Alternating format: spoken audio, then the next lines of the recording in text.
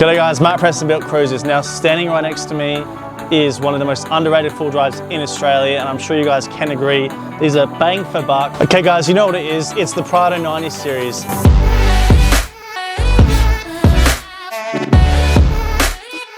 The most arguably underrated four-wheel drive money can buy in Australia.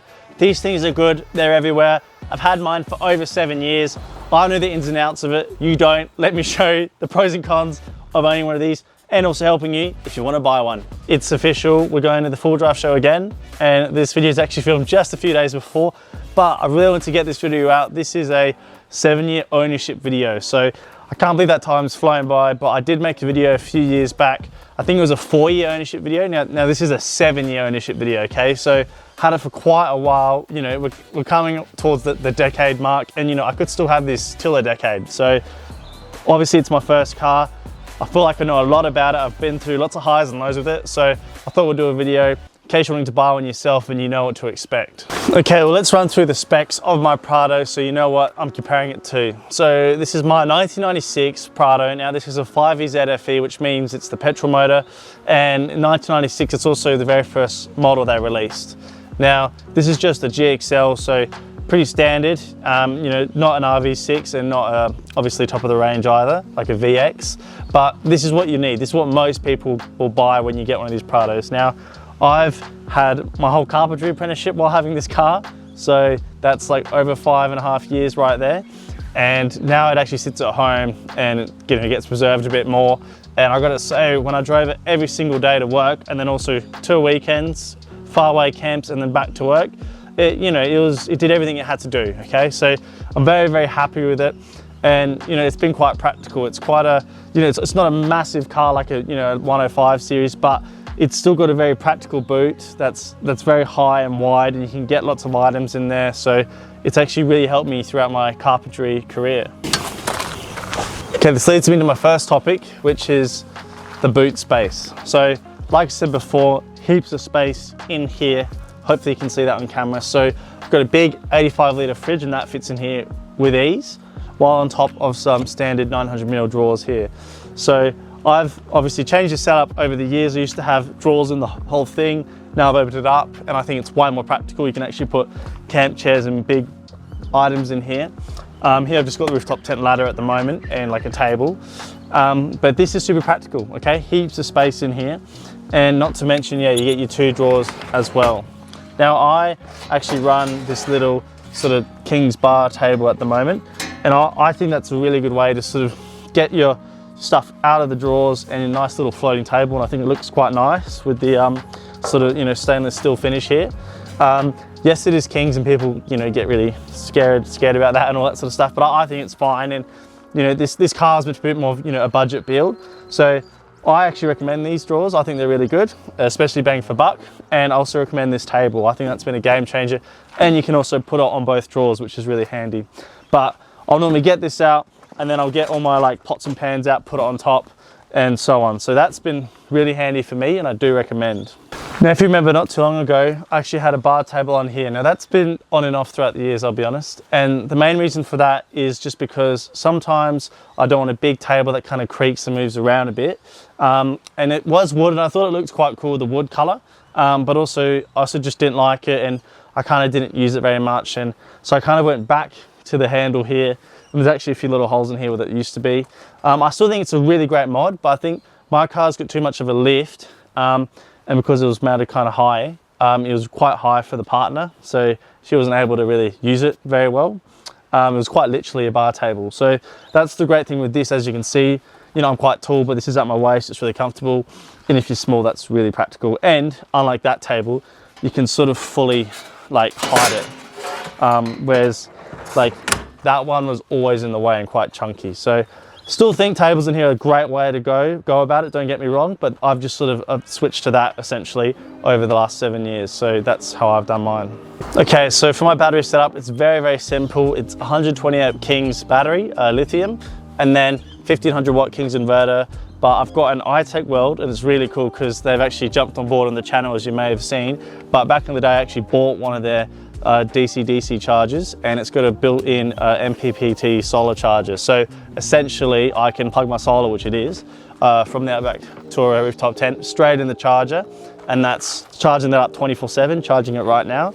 And obviously I can also get the power from the alternator from the car. So that's been a really good product. I do recommend that highly. And that's just the 25 amps, so you know, like the smallest one they do, but it's literally been fine. And you know, this battery, it's running the fridge 24/7, all the little camp lights up here.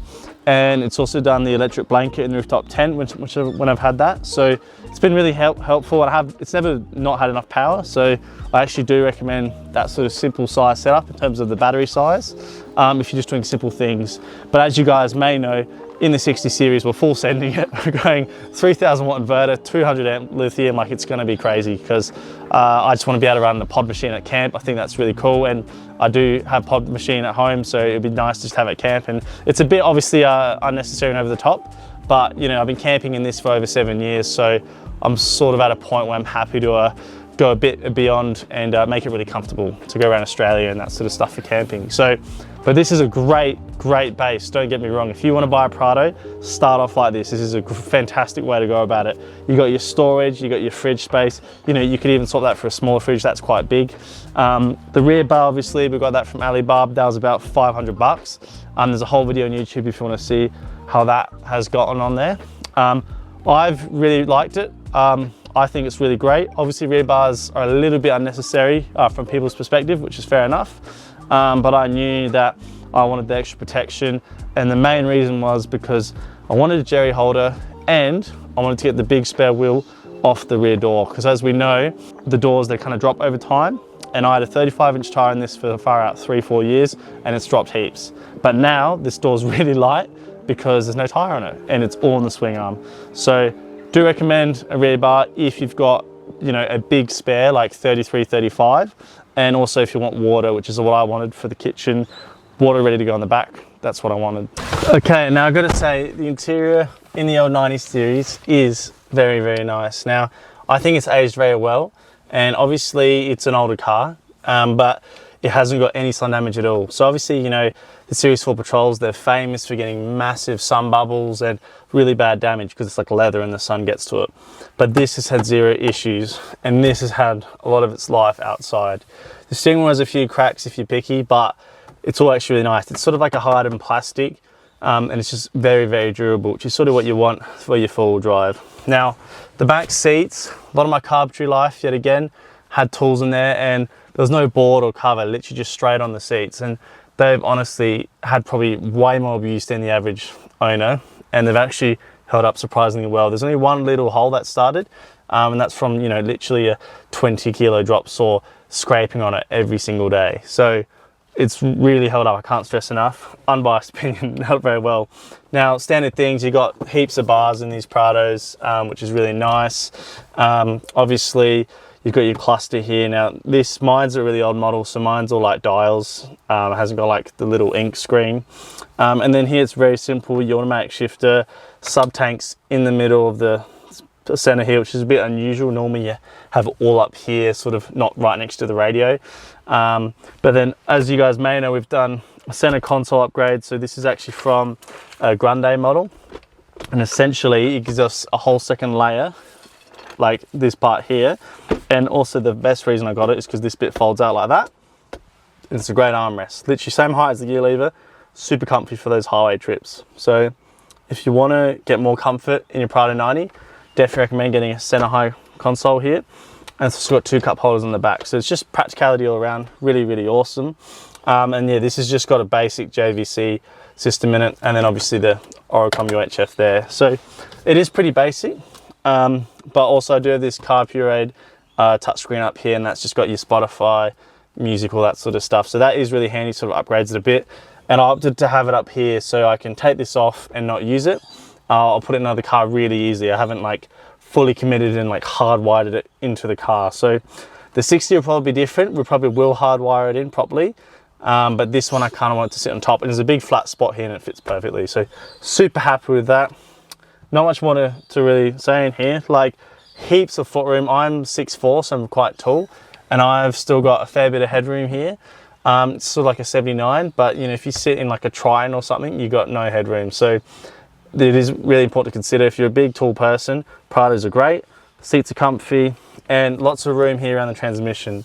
The 60 series, I can confirm, has a really wide transmission sort of area, and your left foot for your clutch, it's kind of on the side. I'll be honest, it is a little bit annoying.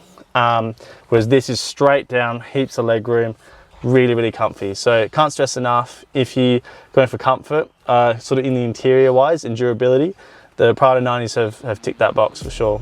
Okay, now throughout the years we've had lots of different tyres on this Prado. If you've been following for a long time, you will know we've had all the sizes from literally a 29 to a 37. Granted, 37 inch didn't drive, but we still had it on. So we've had literally every single tyre size you can possibly get. And what have we settled with after 7 years? Great question. It is the 33s, okay? So these are the Milestar Patagonia. It doesn't really matter what tyre you have. These are just a sort of aggressive road / all-terrain. Really like these are really nice. But in terms of the size, these have fitted on here.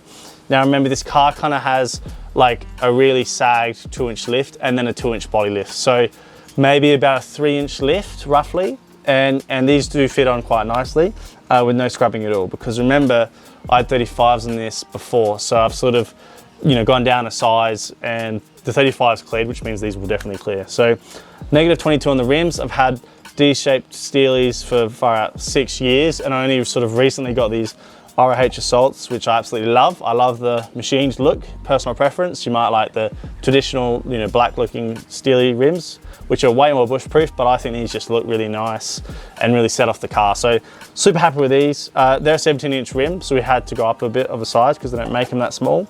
But overall, what I'm trying to say is, if you're going to go 33s, you will probably need the 2-inch lift and a fair bit of cutting in here. If you want to see any of those videos, check the whole channel. We've put 35s on this, and we had to grind a lot of this out. So there is videos on it. And we've also got the body lift video as well, if you want a body lift. Now, obviously people are a bit, it's a bit dodgy or whatever.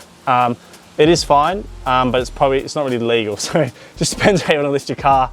And you do get a bit more body roll on the road, I can confirm. But for me at the time, it was the cheapest, best option. And I've still got it today, and I don't really have any regrets. So I think it's just up to personal preference as well.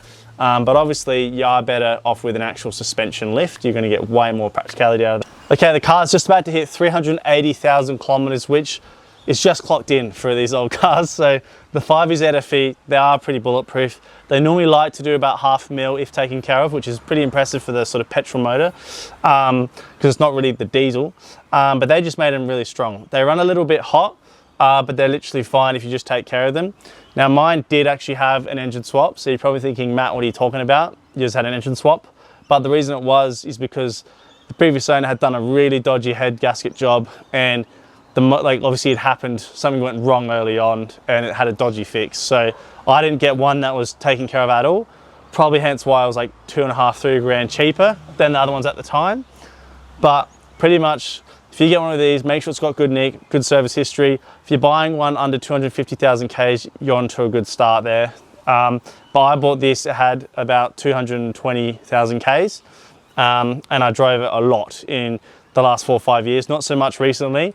But I was driving it for work, and I drove to Fraser Island and doing all this sort of trips. So I was racking up the Ks, and now it's good to sort of just see it rest. I don't know, I've had lots of highs and lows with this car. Things will break like any car, but as you guys have probably seen in the channel, I've done a few lower ball joints. I've also done transfer case, so the motor as well. So I've done everything except the gearbox at this point. But I do go full driving. I do use it for what it's made for.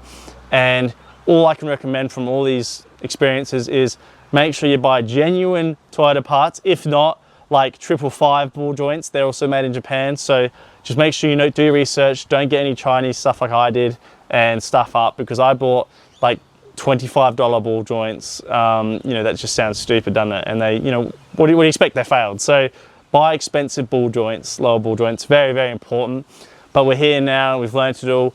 Now with the 60 build, we know what we're gonna do in terms of making everything safe. Obviously I got the rooftop tent up there and the Rhino rack and stuff. Now that is probably a little bit overweight for this sort of Prado, and people did sort of pick that up in the tent video. But you just sort of try and drive accordingly, and obviously to do massive GVM upgrades is just like ridiculously expensive. So this is fine for how I've had it now for far out. It's been up there for what feels like a year, but I think it's been maybe like 6 months it's been up there for. But but super happy with all this. And obviously this front bar is Alibaba as well, and I've had no complaints. The only complaint actually is the paint. The paint's completely been sort of sun faded quickly, same with the rear bar, and that's just come down to their paint quality, unfortunately. But the welds haven't cracked. Structurally it's pretty good, it's all there. It's also holding a winch in there, a bunker winch, so you know that's like a few, 20 kilos right there, and I've used it a fair few times and it's been fine. So bike can recommend, for 500 bucks, as you can see, it looks pretty wicked if you ask me, and also pretty unique. I don't know, haven't seen any of the Prados with this sort of style of bar, and it's got the built-in fog lights and all that sort of good stuff. So do recommend, in terms of servicing and everything, that these are pretty good. You just obviously got to buy one that's in good condition, and just make sure you check those ball joints every 50,000 Ks at least.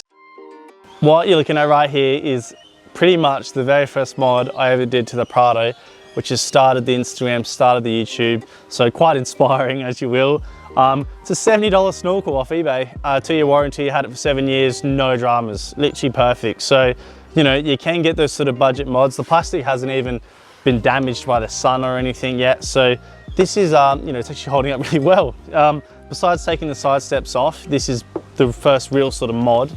And yeah, obviously I have done, not water crossings, but I've done some, meter plus water, bog holes and stuff, but I didn't get it for that reason. I got it mainly just for picking up clean air. So do recommend a snorkel, and you can get them cheap, is basically what I'm trying to say. And also the paint job, obviously, 800 bucks, Moffat Vale guy did it there. He did everything. So very cheap, as we know. Probably couldn't get that cheap today, because this was like 3 years ago. It wasn't sanded properly, and it does come off slowly. So I'm just telling you the honest truth. So like it looks good on camera, but it is a little bit rough in person. But I knew the car was going to go off-road. I knew I was going to drive through bushes.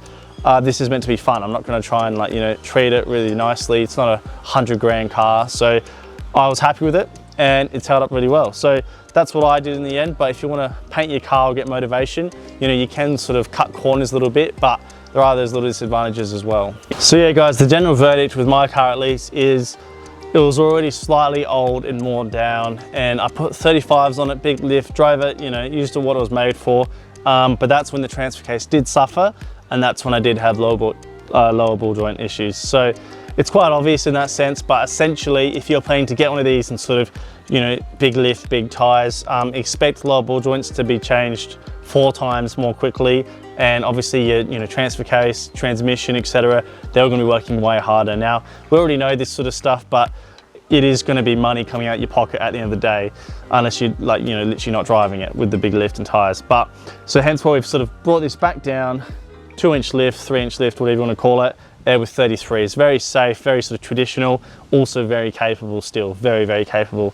Just did the whole border track, and this, every time I got bogged, reversed out, drove it again, went over. So never had to get the winch out, never got towed, so really good stuff. But essentially, if you want to get a Prado, really good starting point for 4-wheel drive. And also, as we know, they're in that lower bracket. You can get them for 10 grand or less. Now, even 7.5, okay? So really good bang for buck money.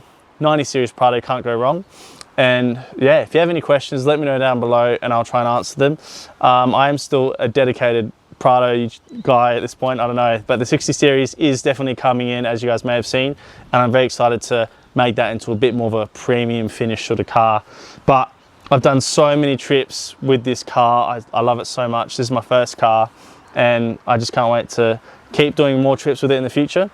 And it's starting to rain, so that's my cue. So I'll catch you guys maybe at the full drive show. If not, I'll see you next time on Built Cruisers.